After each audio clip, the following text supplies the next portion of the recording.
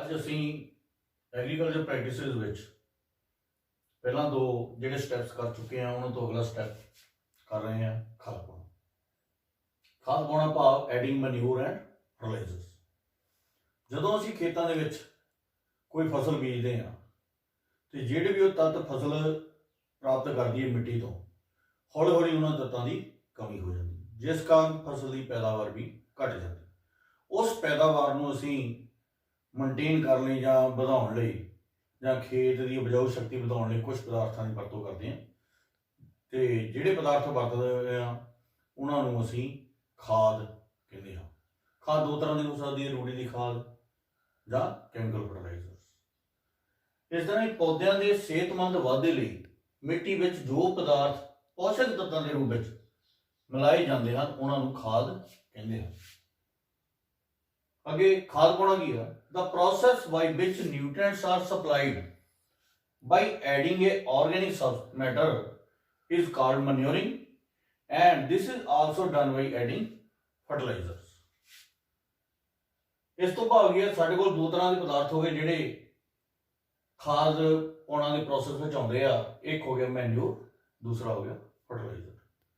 ਮੈਨਿਊਰ ਜਿਹਨੂੰ ਅਸੀਂ ਰੂੜੀ ਦੀ ਖਾਦ ਜਾਂ ਦੇਸੀ ਖਾਦ ਕਹਿੰਦੇ ਹਾਂ, ਜਿਹੜੀ ਕੀ ਆ ਕੁਦਰਤੀ ਰੂਪ ਨਾਲ ਤਿਆਰ ਕੀਤੀ ਜਾਂਦੀ ਉਹਨਾਂ ਵਿਅਰਥ ਪਦਾਰਥਾਂ ਤੋਂ ਜਿਹੜੇ ਐਗਰੀਕਲਚਰ ਵੇਸਟ, ਪਸ਼ੂਆਂ ਦਾ ਗੋਬਰ, ਫਸਲਾਂ ਦੀ ਰਹਿੰਦ ਖੂੰਹਦ, ਉਹਨਾਂ ਤੋਂ ਤਿਆਰ ਕੀਤੀ ਜਾਂਦੀ। ਦੂਜੇ ਪਾਸੇ ਫਰਟੀਲਾਈਜ਼ਰ ਖਾਦਾਂ ਜਿਹੜੇ ਰਸਾਇਣਾਂ ਤੋਂ ਬਣੀਆਂ ਹੁੰਦੀਆਂ, ਜਿਹੜੀਆਂ ਕੀ ਆ ਖੇਤੀਬਾੜੀ ਦੇ ਵਿੱਚ ਵਰਤਣ ਆਉਣ ਵਾਲੇ ਪਦਾਰਥ ਜਿਹੜੇ ਆ ਉਹਨਾਂ ਤੋਂ ਨਹੀਂ ਵਰਤੀ ਜਾਂਦੀ। ਭਾਵ ਇਹ ਕੀ ਆ ਫੈਕਟਰੀਆਂ ਵਿੱਚ ਤਿਆਰ ਕੀਤੀ ਜਾਂਦੀ ਆ। ਇਹਨਾਂ ਨੂੰ ਅਸੀਂ ਰਸਾਇਣਕ ਖਾਦਾਂ ਕਹਿੰਦੇ ਹਨ।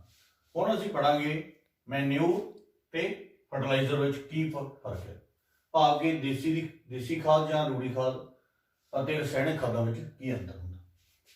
ਜਿੱਦਾਂ ਤੁਹਾਨੂੰ ਮੈਂ ਪਹਿਲਾਂ ਹੀ ਦੱਸ ਚੁੱਕਾ, it is prepared from the waste of animal and plants by natural process, whereas chemical compounds prepared in factory by artificial process। ਇਹ ਕੀ ਆ ਜਿਹੜਾ ਦੇਸੀ ਖਾਦ ਆ ਇਹ ਕੁਦਰਤੀ ਤਰੀਕੇ ਨਾਲ ਵਿਅਰਥ ਪਦਾਰਥ ਜਿਹੜੇ ਕਿ ਜਾਨਵਰਾਂ ਦਾ ਜਾਂ ਪੌਦਿਆਂ ਦਾ ਉਹਨਾਂ ਤੋਂ ਤਿਆਰ ਕੀਤੀ ਜਾਂਦੀ। ਦੂਜੇ ਪਾਸੇ ਰਸਾਇਣਕ ਯੌਗਾਂ ਤੋਂ ਫੈਕਟਰੀਆਂ ਵਿੱਚ ਤਿਆਰ ਕੀਤੀ ਜਾਂਦੀ ਹੈ ਮਨੋਡੀ ਵਿਧੀ ਦੁਆਰਾ। ਦੂਸਰਾ, ਇਟ ਕੰਟੇਨ ਮੈਨੀ nutrients but in small amount. ਇਹਦੇ ਬਹੁਤ ਸਾਰੇ ਤੱਤ ਹੁੰਦੇ ਪਰ ਥੋੜੀ ਮਾਤਰਾ ਵਿੱਚ ਹੁੰਦੇ। ਕੰਟੇਨ ਸਪੈਸੀਫਿਕ ਨਿਊਟ੍ਰੀਐਂਟ ਇਨ ਐਡਿਕੁਏਟ ਅਮਾਉਂਟ। ਇਹਦੇ ਵਿੱਚ ਖਾਸ ਤੱਤ ਹੁੰਦੇ ਆ ਜਿਹੜੀ ਕੀ ਆ ਜਿੰਨੀ ਚੀਜ਼ ਪੌਦੇ ਨੂੰ ਜ਼ਰੂਰਤ ਉਸ ਹਿਸਾਬ ਨਾਲ ਉਹਦੇ ਵਿੱਚ ਹੁੰਦੇ ਆ। ਤੀਜਾ, require more space and difficult to transport and store। ਬਲਕਿ ਹੋਣ ਕਰਕੇ, ਜ਼ਿਆਦਾ ਹੋਣ ਕਰਕੇ ਇਹਦੀ ਜ਼ਿਆਦਾ ਸਟੋਰ ਕਰਨ ਲਈ ਜਗ੍ਹਾ ਦੀ ਲੋੜ ਪੈਂਦੀ ਹੈ ਤੇ ਮੁਸ਼ਕਲ ਨਾਲ ਇਹਨਾਂ ਨੂੰ ਟਰਾਂਸਪੋਰਟ ਕੀਤਾ ਜਾਂਦਾ ਹੈ ਤੇ ਸਟੋਰ ਕਰਨਾ ਵੀ ਇਹਨਾਂ ਨੂੰ ਮੁਸ਼ਕਲ ਹੁੰਦਾ ਹੈ। ਦੂਜੇ ਪਾਸੇ ਇਹ ਕੰਸੈਂਟਰੇਟ ਹੋਣ ਕਰਕੇ require less space, easy to store and transport। ਇਕੋ ਫ੍ਰੈਂਡਲੀ, ਸਾਰਿਆਂ ਤੋਂ ਵੱਡੀ ਗੱਲ ਹੈ ਜਿਹੜੀ ਦੇਸੀ ਖਾਦ ਹੈ ਇਹ ਇਕੋ ਫ੍ਰੈਂਡਲੀ ਹੁੰਦੀਆਂ, ਜਦੋਂ ਕਿ ਜਿਹੜੀਆਂ ਫਰਟੀਲਾਈਜ਼ਰ ਹੁੰਦੇ ਇਕੋ ਫ੍ਰੈਂਡਲੀ ਨਹੀਂ ਹੁੰਦੀਆਂ। ਇਹ ਵਾਤਾਵਰਨ ਨੂੰ ਪ੍ਰਦੂਸ਼ਣ ਨਹੀਂ ਕਰਦੀਆਂ, ਜਦੋਂ ਕਿ ਇਹ ਕੀ ਹੈ ਪ੍ਰਦੂਸ਼ਣ ਕਰਦੀਆਂ, ਭਾਵ ਕਿ it does not cause the pollution, whereas fertilizer causes the soil pollution। After that, next point is the insoluble in water। Manures are insoluble in water, therefore it takes more time to replenish in the soil and plant gets slowly these nutrients, whereas fertilizers they are soluble in water, therefore they are immediately dissolved in soluble mixed with the soil and easily taken by the plants। Last is it is the organic substance, and whereas fertilizers are mostly inorganic substance। ਪੋਸ਼ਕ ਤੱਤਾਂ ਦੀ ਕਮੀ ਨੂੰ ਪੂਰਾ ਕਰਨ ਲਈ ਇੱਕ ਹੋਰ ਵਿਧੀ ਵਰਤੀ ਜਾਂਦੀ ਜਿਸ ਨੂੰ ਅਸੀਂ ਫਸਲੀ ਚੱਕਰ ਕਹਿੰਦੇ ਹਾਂ ਜਾਂ ਕ੍ਰੌਪ ਰੋਟੇਸ਼ਨ। ਇਸ ਵਿੱਚ ਇੱਕ ਪੌਦਾ ਜਿਹਨਾਂ ਵਿੱਚ ਅਸੀਂ ਜ਼ਿਆਦਾ ਹੁੰਦੇ ਲੈਗਿਊਮੀਨਸ ਪਲਾਂਟਸ ਹੁੰਦੇ ਆ, ਦੋ ਮੇਨ ਕ੍ਰੌਪਸ ਵਿੱਚ ਅਲਟਰਨੇਟਿਵਲੀ ਗਰੋ ਕੀਤਾ ਜਾਂਦਾ। The practice of growing a different crops in different season is called crop rotation.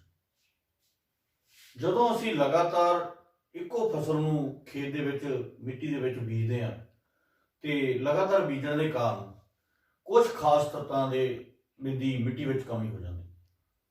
ਉਸ ਤੱਤਾਂ ਦੀ ਕਮੀ ਨੂੰ ਪੂਰਾ ਕਰਨ ਲਈ ਅਸੀਂ ਕ੍ਰੌਪ ਰੋਟੇਸ਼ਨ ਦੀ ਵਿਧੀ ਵਰਤ ਸਕਦੇ ਹਾਂ।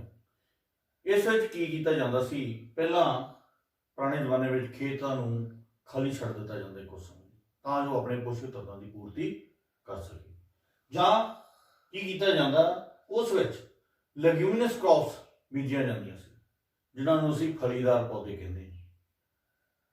Leguminous crops can be sown between main cereal crops, for example berseem, clover ਜਿਹਨੂੰ ਅਸੀਂ ਬਰਸੀਮ ਕਹਿੰਦੇ ਹਾਂ ਜਾਂ ਚਟਾਲਾ ਕਹਿੰਦੇ ਹਾਂ। ਇਹ ਫਲੀਦਾਰ ਪੌਦੇ ਹੁੰਦੇ, ਇਹਨਾਂ ਦੀਆਂ ਜੜ੍ਹਾਂ ਦੇ ਵਿੱਚ ਨੋਡਿਊਲਸ ਗੰਢਾਂ ਹੁੰਦੀਆਂ। They have nodules in their roots which contain the nitrogen fixing bacteria rhizobium which convert the atmospheric nitrogen into nitrates। ਇਸ ਤਰ੍ਹਾਂ ਜਦੋਂ ਵਾਤਾਵਰਣੀ ਨਾਈਟ੍ਰੋਜਨ ਗੈਸ ਨੂੰ ਨਾਈਟ੍ਰੇਟ ਵਿੱਚ ਬਦਲ ਦਿੰਦਾ ਹੈ ਤੇ ਜਦੋਂ ਅਸੀਂ ਫਸਲ ਨੂੰ ਵੱਢ ਲੈਂਦੇ ਹਾਂ ਤੇ ਜੜ੍ਹਾਂ ਧਰਤੀ 'ਚ ਰਹਿ ਜਾਂਦੀਆਂ ਤੇ ਧਰਤੀ ਵਿੱਚ ਹੀ ਮਿਲ ਜਾਂਦੀਆਂ ਤੇ ਜਿਹੜੀ ਨਾਈਟ੍ਰੇਟ ਦੀ ਰੂਪ ਵਿੱਚ ਨਾਈਟ੍ਰੋਜਨ ਸਥਿਰੀਕਰਨ ਹੋਇਆ ਸੀ ਉਹ ਮਿੱਟੀ ਵਿੱਚ ਰਲ ਜਾਂਦਾ, ਜਿਸ ਕਾਰਨ ਕੀ ਆ ਮਿੱਟੀ ਨੂੰ ਨਾਈਟ੍ਰੋਜਨ ਦੀ ਭਰਪੂਰ ਮਾਤਰਾ ਮਿਲ ਜਾਂਦੀ ਤੇ ਨਾਈਟ੍ਰੋਜਨ ਦੀ ਉਹਦੇ 'ਚ ਕਮੀ ਨਹੀਂ ਹੁੰਦੀ। ਇਸ ਵਿਧੀ ਨੂੰ ਜਿਹੜਾ ਨਾਈਟ੍ਰੋਜਨ ਦੀ ਸਥਿਰੀਕਰਨ ਵੀ ਕਿਹਾ ਜਾਂਦਾ, ਜਿਹੜੀ ਉਹ ਵਿਧੀ ਆ ਫਲੀਦਾਰ ਪੌਦਿਆਂ ਦੁਆਰਾ ਕੀਤੀ ਜਾਂਦੀ।